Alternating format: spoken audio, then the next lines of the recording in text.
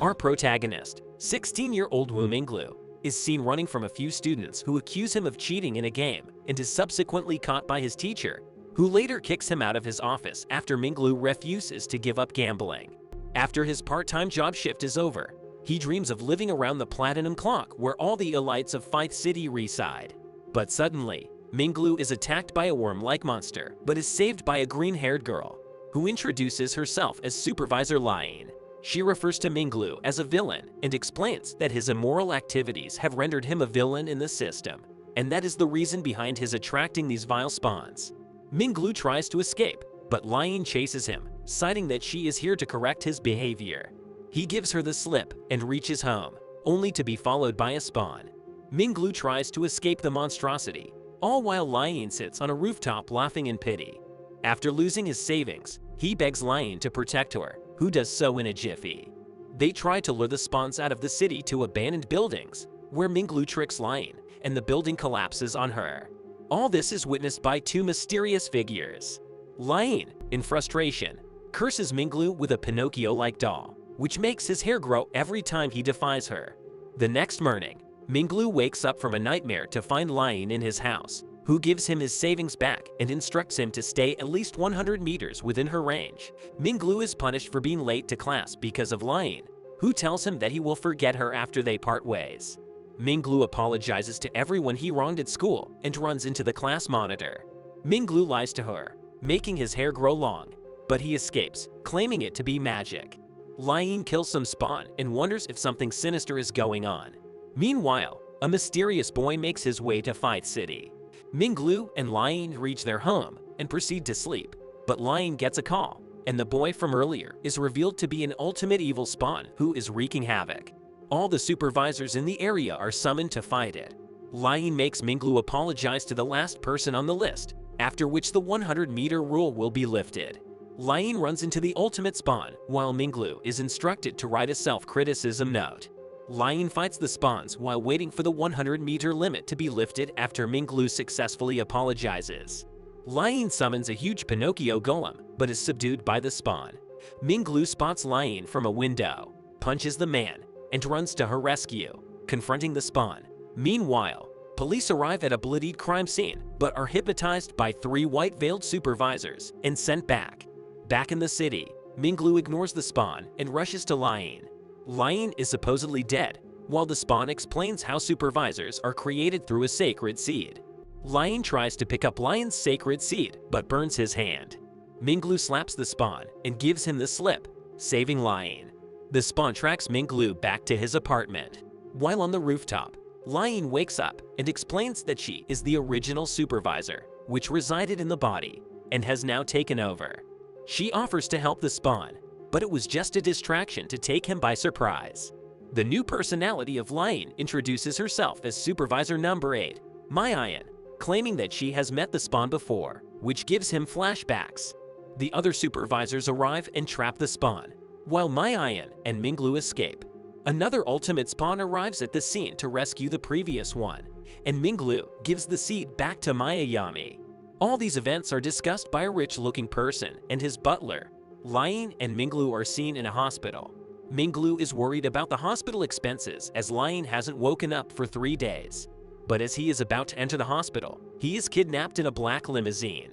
The butler asks Minglu about his supervisors and ensures that he won't be hurt. Minglu is greeted by a group of maids in a huge mansion, while Lion wakes up in the hospital and rushes out to search for Minglu. A blue-haired person enters the room Minglu is dining in and introduces himself as AOZ, the president of AO Shyang, which owns the Platinum Tower. He explains that Minglu has to act as his missing nephew so they can inherit the wealth of the company. Minglu refuses, and AO orders the maids to kill him. However, Lion arrives in time to rescue him. She is upset that he broke her meter. Minglu and Lion try to evade all of the attacks of the maids, as supervisors aren't allowed to hurt humans. In a distant barren land, another supervisor disposes of some spawns. Lion and Minglu run around the mansion evading the maids' attacks, but get stuck at a dead end as Lion collapses the roof with her gun. AO threatens Lion through a video call, but Lion warns her of a supervisor who could punish him. That supervisor is revealed to be number 11, known as Ruthless Evan. Evan arrives at the mansion and makes quick work of the security. Lying panics, thinking that Evan being here is not a good sign. Lying agrees to a truce with the mercenaries after she tells them the fate their master awaits. The mercenaries leave, reminding Ao that it was his elder brother, Aoshai, who originally hired them. Ao tries to stop them but is thrown to the ground. Evan breaks into the room, and it is revealed that inspectors have swarmed the mansion in order to erase everyone's memories. An inspector spots Lying and Minglu hiding behind a wall, but Evan stops him from attacking them. Evan beats Lying up for her incompetency, but Minglu explains the situation. He states that Lying will be reinstated with supervision, but until then, they'll have to stay together. Evan then hands Lying her next case. The boy named Kik assigned to Lying runs around shouting his parents' arrival, but they've been missing for 3 years now. Lying, Minglu, and Ivan arrive and sedate him using the Pinocchio doll and take him to his house. There they meet his caretaker and eat with her. Meanwhile, 2 supervisors named Yuri and Kirora set their sights on the boy. Minglu promises the boy to find his parents, and they visit the hospital where they worked as surgeons. Minglu and Kik stop to talk to a janitor, who talks them into going to a building with him, while Evan and Lying run into Yuri. She lures them into the basement, where Kirara ambushes them, but Evan deflects the attack. Yuri explains that she is fed up with correcting unworthy humans, and they just aggravate them even more so that they could kill them when they commit a large number of crimes. Meanwhile, the janitor tries to attack Kik, but Minglu stops him with a taser. The janitor seems to be possessed by spawns, and they find out that a large number of people are infected. The director of the hospital watches all this from his office. Minglu and Kik are ambushed and taken to the director, who is revealed to be infected as well. Kik finds his parents and runs towards them, but his mother stabs him as they are infected as well. The parasite boss then offers Minglu to work with him, but he refuses and throws a knife at the monstrosity. In the basement, Evan and Lying face Yuri and Kirara, where they reveal their powers of corruption and healing. Evan transforms and attacks Kirara, killing him. He then repeatedly blasts Yuri to erode her healing powers, but Kirara saves her, revealing that he is still alive. Kirara turns into a doll, and Yuri merges with him. Meanwhile, the parasite holds Minglu hostage and tries to infect him. Minglu breaks free and cuts down some parasites to confront the main parasite. Evan and Yuri battle while Mayan talks to Lying. Evan defeats the siblings, and the building starts to collapse. Evan takes everyone to the rooftop and makes Yuri realize the mess she has created. Minglu is unable to contact Lying due to a signal blocker and challenges the main parasite, who transforms into a wing spawn. Meanwhile, Lying's Pinocchio doll fights the parasites outside along with Evan, Yuri, and Kirara. The parasite chases Minglu through the corridors and captures him. He tries to take him as a new host, but Minglu releases a strange light from his eyes and disintegrates the parasite. Outside, all the spawns die, and Yuri celebrates with Kirara, while Evan leaves to investigate further. The siblings betray Lying and challenge her to a duel. Minglu wakes up and is glad no one saw him. He finds the parasite in a deteriorated state in his lap and traps him in a jar. The parasite tells him that he is no longer the king and that the parasites will live on and choose a new king automatically. Outside, a tentacle suddenly impales Kirara and Yuri and forms a body declaring himself the new king, which is confronted by Lying. Lying battles the new spawn all while her seed progressively withers. As Lying and the new king battle, the spawn gets the upper hand, but suddenly Yuri intervenes, revealing she is not dead and heals Kirara and Lying. The 3 of them team up to fight the spawn. Minglu, meanwhile, rushes to the rooftop. Lying, Kirara, and Yuri team up and attack the spawn simultaneously, dealing heavy damage. Minglu notices the fight from the rooftop and decides to use his powers, while the parasite in the jar escapes. Yuri prepares a virus mid-battle to weaken the spawn, but he regenerates stronger than before.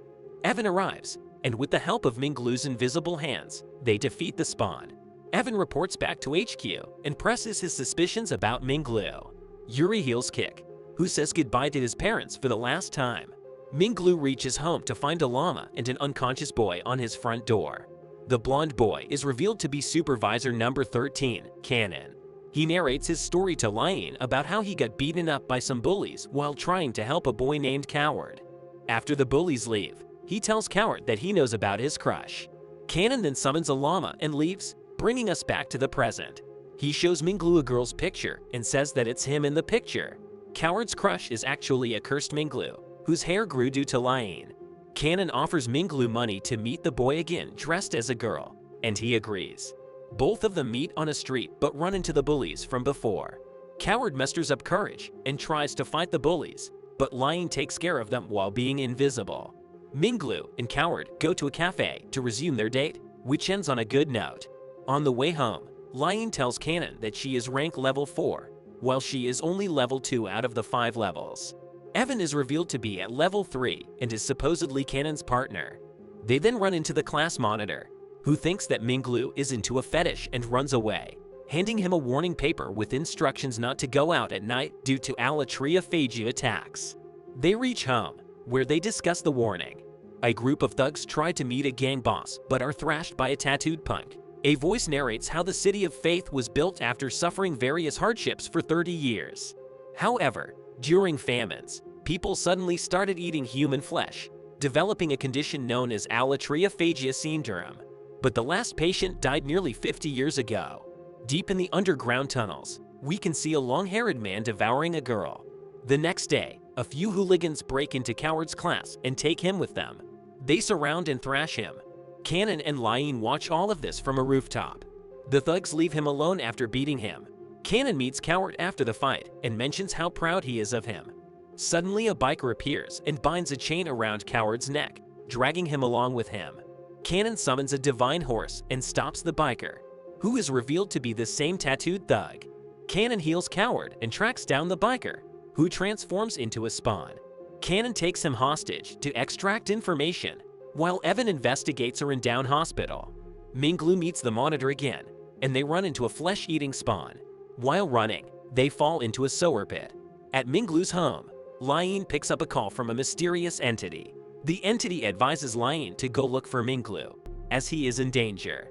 The monitor and Minglu navigate the sewers together, where they bond a bit. While in the sewers, Minglu is attacked by a spawn, who bites him in the neck and pins him down. The girl attacks it with an axe, killing it, but more such creatures appear. Cannon guides Lying through the sewers with the help of mice. The mysterious long-haired man gets ready to take his revenge on the supervisors and stands atop an army of flesh-eating spawns. Minglu and the monitor somehow escape and spot an exit behind metal bars. A group of spawns appears, and Minglu instructs the monitor to go ahead while he stalls for time. In a flashback, the monitor is seen helping Minglu during his childhood. As the spawns attack Minglu, Lying enters and takes care of them. Suddenly, a big worm-like creature appeared, who is revealed to be the shady long-haired man from before, who has transformed into a spawn. The man then narrates how all his gang members, including himself, were mercilessly killed by supervisors. Lying and Minglu battle against the monstrosity, but he captures Lying. As he is about to kill her, Cannon intervenes, and as he does so, he gets a glimpse of Maya Yami and Lying. Lying and Cannon battle the spawn, and he tries to hit them with leech-like creatures. They manage to avoid most of them, but Cannon gets hit in the back. Lying cuts the damaged part out of Cannon's back. As the monster starts gaining the upper hand, Minglu appears to save Cannon. Evan calls Cannon to inform them that inspectors have been deployed and that they should get out of the tunnel. Evan then meets an old lady while inspecting some old buildings. The woman, upon hearing Evan mention the name Wukan, tries to run away, but Evan grabs her. She then proceeds to tell her how a woman came to that place 10 years ago with 2 kids and married a drunkard. The 2 boys looked almost identical and awfully similar to Wu Minglu. This raises Evan's suspicions about him. Cannon, Lying, and Minglu escape on llamas before the R&D department arrives. The head of the department tries to catch the spawn, but it escapes. The spawn, while escaping, runs into Evan, which enrages him. He transforms, but Evan begins thrashing him mercilessly. The spawn then explains how he avoids the shield of the city and reproduces more spawns while the entire city starts getting infested with the green creatures, dissolving into panic. Lying, Cannon, and Minglu exit the sewer and avoid the life-ending light by a hair, which kills all living creatures. The R&D heads catch up to the spawn and capture him. Cannon meets Evan, and they discuss Minglu, while Lying and Minglu display a good friendship brewing between them. They reach home to find Yuri, Kirora, Evan, and Cannon there, and they all feast together.